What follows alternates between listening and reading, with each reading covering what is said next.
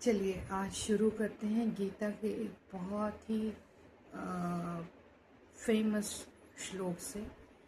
कर्मण्येवाधिकारस्ते मा फलेषु कदाचन, यानी कर्म करते जाइए, फल की चिंता मत करिए। इस श्लोक को I don't know how many of us really understand.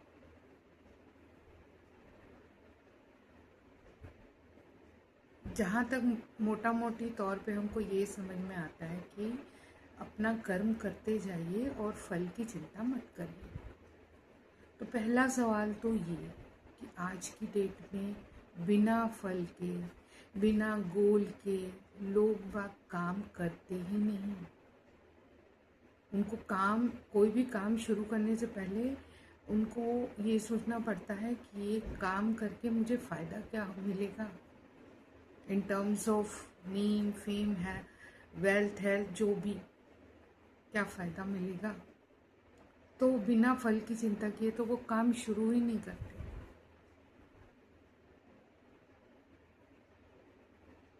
क्या वास्तविकता में हमने कभी गीता के श्लोकों को जिया है, कोशिश की है?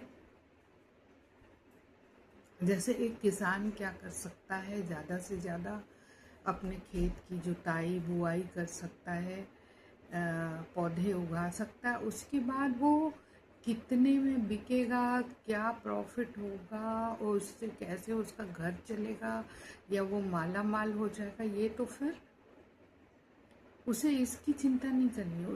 उसको सिर्फ अपना कर्म करना है। एक तरीके से इस श्लोक का मीनिंग तो यही हुआ। जैसे एक शिक्षक है तो उसको अपना कर्म करना है, जाना है, पढ़ाना है, बच्चों से रिलेटेड जितने चीज़ें हैं उसको जो भी सिखा सकता है उनको सिखाना है। इसके अलावा उसे फल की चिंता नहीं करनी है कि क्या उसे वाकई प्रमोशन मिल जाएगा या सैलरी डबल हो जाएगी या कुछ और उसको इंसेंटिव्स मिल जाएंगे, ये सब उसे नहीं सोचना।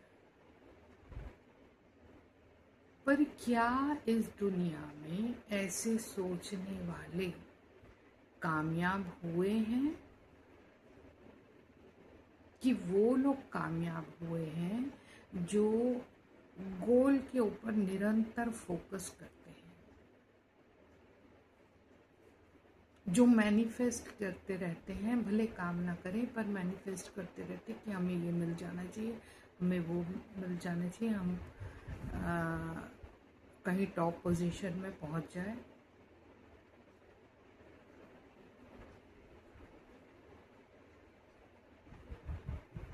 सिंस वो 24/7 मैनिफेस्ट कर रहा है, तो क्या यूनिवर्स उसकी बात सुनेगा या वो लोग जो बेवकूफ़ों टाइप कर्म करे पड़े हैं,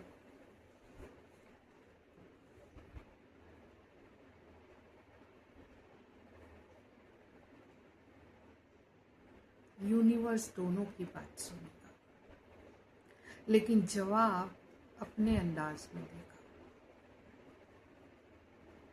और उस जवाब को आपको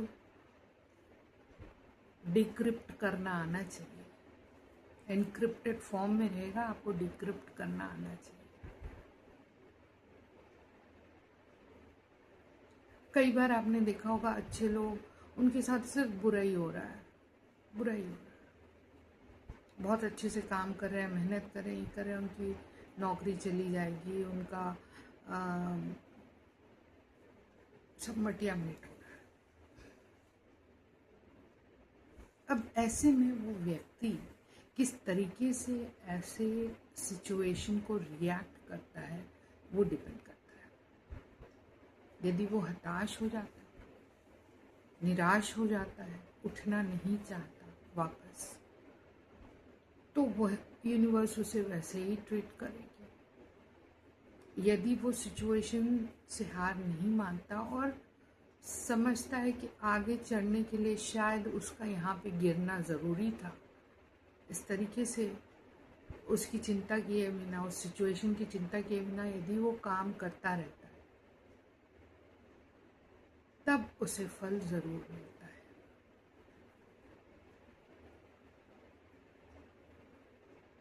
यानी कुल मिला के कि कर्म तो करना ही है, चाहे आप मैनिफेस्ट कर लो, चाहे कुछ कर लो, आप अपना कर्म करते जाइए। हाँ, कोशिश करिए कि कर्म जो है अच्छे के लिए किया हो।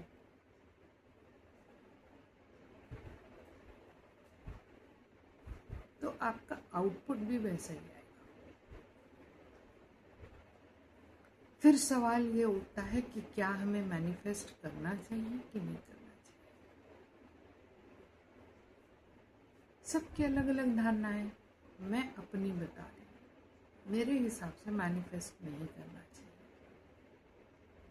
आप चाहे तो विजुअलाइज कर लो अपने आप को कि you are at a particular stage और वॉटएवर, विजुअलाइज करो।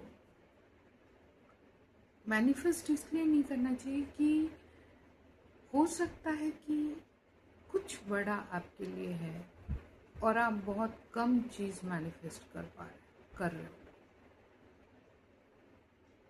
तो बेहतर है कि आप चाहते हो कि वो बड़ा